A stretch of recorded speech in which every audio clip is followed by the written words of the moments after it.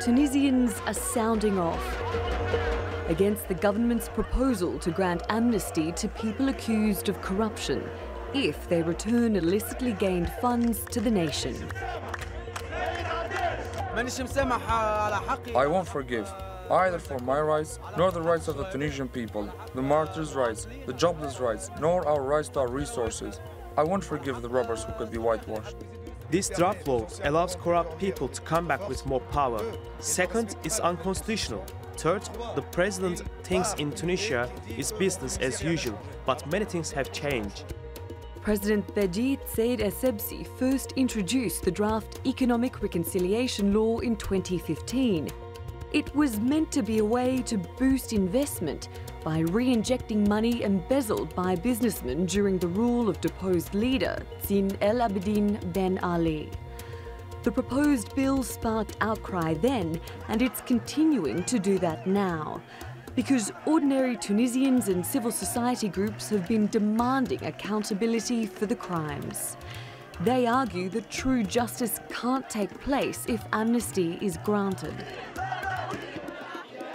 While there's been strong criticism for that proposal, there has been praise for the Prime Minister's announcement last week to tackle current allegations of corruption. في الحرب على الفساد ما فماش خيارات، يا الفساد يا الدولة، يا الفساد يا تونس. وانا كيف التوانسة الكل اخترت الدولة واخترت تونس.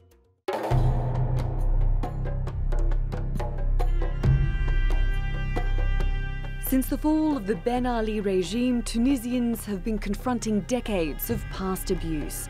The Truth and Dignity Commission is modelled after similar commissions in South Africa and Morocco. It's an independent body publicly investigating allegations of torture, rights violations and corruption, which took place between July 1955 to December 2013. In open and televised hearings, victims have been telling their stories. We want truth and dignity. This is the only hope we cling to. But the Commission says there's a fundamental problem: a lack of state cooperation. We are calling on the Interior Minister and the state to revise their position, rejecting all the requests of judgment and reconciliation sent by their victims. Raising further doubts about the government's willingness to address actions of the past, including corruption, so that Tunisia's people can have justice. Natalie Pohonen, The Newsmakers. Well, to discuss further, I'm joined now from Tunis by Khalid Diab, a journalist and author of the forthcoming book, Islam for the Politically Incorrect, and Ahmed Bouazi. He's the co-founder of the Democratic Alliance Party. Gentlemen, thank you very much for joining us. Ahmed, let me begin with you. Is this bill a good idea? Yes. I think that the Commission of Truth and Dignity was made to avoid a civil war, to avoid revenge from people whose goods were looted or whose body was tortured. And we don't want them to take justice themselves. So we want this commission to try to have reconciliation between the aggressors and the aggressors, between the looters and the thieves, and the state or private people. Okay, so Ahmed, if you stole billions of dollars from the Tunisian people during the Ben Ali regime, you enriched yourself and you took the money out of the country, and now you just have to bring it back and there's amnesty, nothing will be done to you. Sounds like a fantastic deal if you were corrupt. And the very nature of the Ben Ali regime, right? This was not a country of gulags. The very nature of the regime, people were rising up against that corruption, right? So it's basically saying, if you were corrupt, it's fine, we forgive you, come back and contribute. Sounds fantastic if you're corrupt, right, Ahmed? No, it's not enough, because we have to dismantle the mechanism of corruption and to know how they could take all this money out from the state and out to take it abroad. And we want to know the other part of the system, and so we can avoid for the future any further corruption. Okay, Khalid Diab, economic reconciliation. It might be controversial, but it's a way to revive the economy, inject some of this money into the economy. At some point, you have to start from somewhere and press reset. What do you think?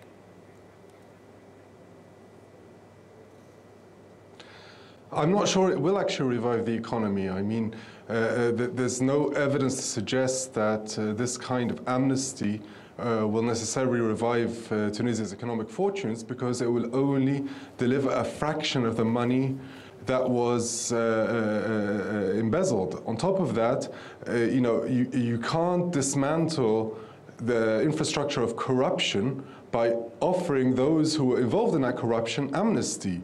It's just a contradiction in terms. It can't happen that way. Yes, Ahmed, thousands of people have protested against them. Is the government not listening to them? They're saying this is re-injecting Ben Ali's Tunisia into the system. We've moved on, 6 years on, we've moved on. Why are you bringing him back into the system? That's why those thousands of people have taken to the streets. Why doesn't the government listen? I think the government listened twice, but he's trying again and again to bring this law in the assembly. And people are marching again and again against this law, because in fact it is kind of laundering the old regime and bringing back into place old corrupted people and all corruptors that made the fortune of the Ben Ali's family and people who were making traffic with them. I mean, economic traffic and you can understand why people are so angry, right? This is bringing them back in. You can understand why they're so angry. Do you accept their anger? Yes, they have the right to be angry. They were marching, and these people are really young people, and they are not organized in parties. They are just organized to push the country into a good future, and to bring it, to let it come back to the old regime. Okay. And they are very, very active, and they are and they are determined to stop this law. Okay, so Khalid, people have been forgiven for leading death squads in other countries. We've seen truth and reconciliation for admitted and convicted killers. So why not some sort of reconciliation for those who stole money?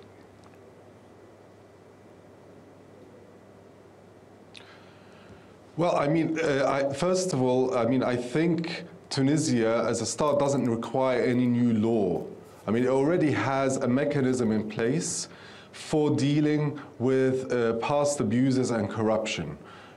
What could happen if a businessman shows remorse, or a businesswoman, or someone who is involved in embezzlement shows remorse and comes before the Truth and Dignity Commission and says, I show remorse, I understand the crimes I committed, I apologize to the people I wronged and to the state, maybe then you can lighten their sentence. But they have justice needs to be served. Other experiments where justice was not served fully, further down the line caused problems. In South Africa, for example, the apartheid era economic and social inequalities are still in place, largely, partly because of the failure to address fully past transgressions and past infringements and crimes. Yeah, it's interesting. On top of that, no, it's good that you mentioned financial sure. Finish your crime. point.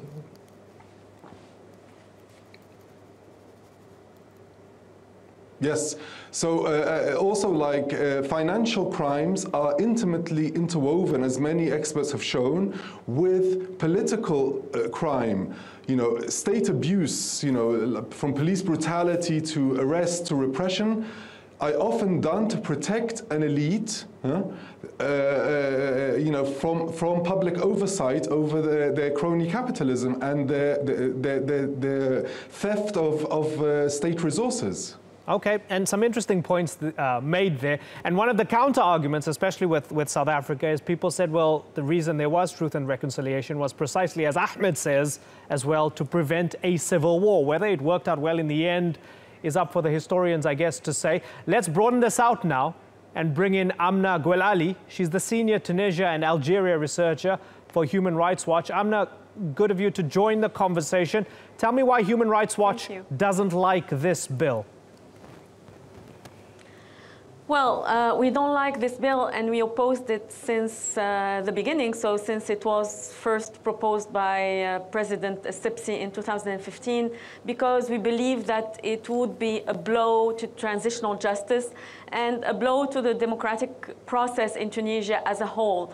Why we believe that? Because the system of corruption and state plunder of state funds and cronyism that existed under the Ben Ali regime and was systematic, it is very important to dismantle this system, to understand what were the networks of corrupt people that made it possible and made it happen, and that it is not through an amnesty bill or a pardon bill that such a process could take place, that we need a process of transitional justice in order to deal with the abuses that happened in the past, including economic abuses. We believe that such a bill, which is granting amnesty for corrupt business people and also state officials in return of, in exchange of returned assets, will in effect blur the whole picture of the transitional justice process. It will undermine the work of a commission which exists already and has made headways and quite milestone steps in order to do transitional justice and perform its task despite the opposition from many leaders in the country, and that such a bill will not enable Tunisian people to understand the truth of what happened, of the networks of corruption that existed.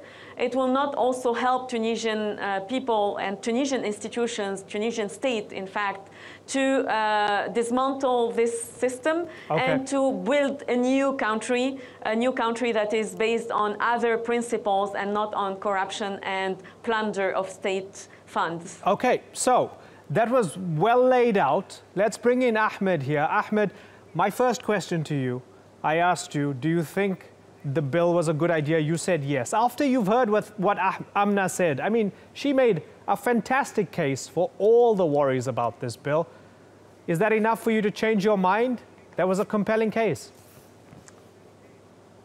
No, I think I agree with Amna, and I think that the transitional justice presented a good deal for corrupted people, because the sentences are not heavy as if they go in a civil tribunal. Let's take, for instance, some ministers, former Minister of Defense, for example, and some other ministers for public domain and so on. They have a heavy sentence of 6 years of jail. And if they went to the transitional justice, they will never have this heavy sentence. They will only present. I mean, they will only recognize what they made, what the wrong things that they made. So Ahmed, what was wrong, and have you changed your mind? Have you changed your mind? Are you now against this bill?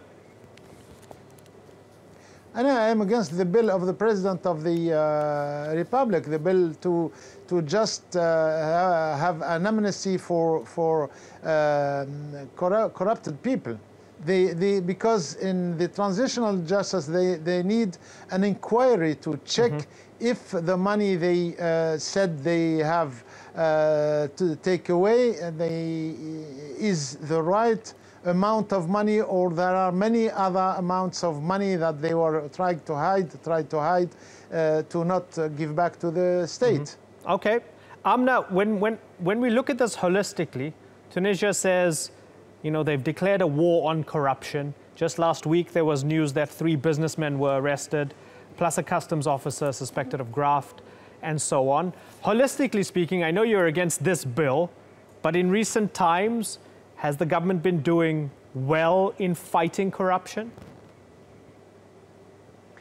I mean, there were already several steps undertaken Please continue, since quite some time already in order to fight corruption. The government has made some, important steps last week by arresting some of the corrupt businessmen and other state officials. Now what we need to see is whether these steps will be followed by real and deep reforms in the economic sector and in other sectors in Tunisia. But to go back to the bill, I think the fact that the government has made these steps and has started in a way to fight corruption by making these quite impressive arrests is in contradiction with the bill, bill that is proposed by the presidency on offering amnesty for corrupt businessmen. These 2 steps are in contradiction with one another, and so if the government wants to show to the Tunisian public opinion and to the Tunisian people that they are really serious about fighting corruption, they need to, take this bill off the table and start a new, conversation about what to do with corruption. This bill is, in a way, will undermine all the state efforts to fight corruption. So what they have to do now is just suspend it, not come back to it again, like they did in these past 2 years. Every time that the Tunisian public and the Tunisian protesters went to the streets in order to call on the government not to pass this bill in the parliament, they kind of retracted and put it on hold, but then it came back and revived it from its ashes again and again. So what we need to see right now is just that this bill should be killed once and for every time, and not have it come back again and again at the level of the parliament, because this is losing the time that is very precious for the Tunisian people to fight corruption. Okay, Khalid, let me ask you about Ennahda, because we expect Nida Tunis to support it as a sort of ruling party, but there's been some criticism about Ennahda and them being very lukewarm in their response to the bill. Some members saying they're against it, many supporting it. Tell me why Ennahda hasn't spoken out against this bill, Khalid. Well, it's difficult to say, but I think Ennahda, like Tunisian society as a whole, is very polarized and divided. I mean, there's a kind of polarization between people. I mean, Ennahda, its rise I don't think they wanted a radical change in society. Theirs was more a cultural change that they were trying to implement. They didn't want to change the neoliberal, economics that have guided Tunisia. So that could be a part of the explanation for the lukewarm reception. In Tunisian society as a whole, there's a growing polarization of how the past is perceived, and that's why unearthing the truth about the past is so important. A mythology is growing up and emerging that the Ben Ali years were less corrupt than now, and that things functioned better, the state functioned better. But think about this, Khalid, and I'm sorry to interrupt you. Weren't on the take as much. Sure, I'm sorry to interrupt you, right? You say it's mythology, right? But I've got Transparency International in front of me here. And so Tunisia ranked 75th out of more than 170 countries in the 2016 Corruption Perceptions Index. So this is not just Tunisians, it's outsiders, it's those who do business, those who invest in the country. it had been 59th in 2010, right? So then that suggests that the country was less corrupt under a corrupt dictator. Tell me. Yeah, but you touched on... No, you touched on the key word. Well, what Transparency International measures is perception. Right. And because there's more openness now, there's more transparency in Tunisia, so, and Tunisians have become more critical because of their new freedom, every transgression is much more visible than it used to be. It was, most of the body of the beast during the Ben Ali era was submerged underground. It was only hearsay, that made people aware of corruption. Today, there's a commission, there are citizens who will post about it, who will talk about it, the media debates corruption on a daily basis, so perception has become a lot better. So that doesn't mean corruption in itself has become, it's become more in the open rather than increased in magnitude. Okay. So I think, and that in a way is a good sign. That means Tunisians are aware of the problem and they're battling it. Yep. By offering amnesty, you're going to, and the president is part of the old order actually. So by him proposing to offer amnesty, he's kind of trying to turn back the clock somewhat in Tunisia, and that is unacceptable. Okay, I'll let that be the final word, but good point that you make there. With freedom comes a bit more chaos and complaints from people. Maybe the perception then sort of gets worse. It's been fascinating talking to all of you, Khalid Diab, Amna Gwel Ali and Ahmed Bouazi. Thank you very much for joining us.